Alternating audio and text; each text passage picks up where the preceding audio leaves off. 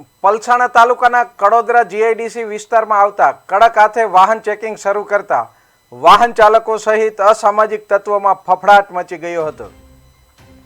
Police કાફલો road પર ઉતરી આવતા કડોદરા વિસ્તારમાં ફફડાટ જોવા મળ્યો।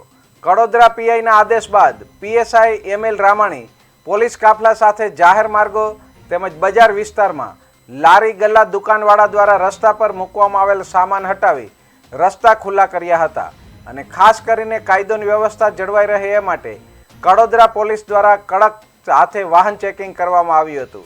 ખાસ કરીને જાહેર રસ્તા અને ગલીઓમાં અડીંગો જમાવી રખડતા જોવા મળતા તત્વોમાં ફફડાટ જોવા મળ્યો હતો।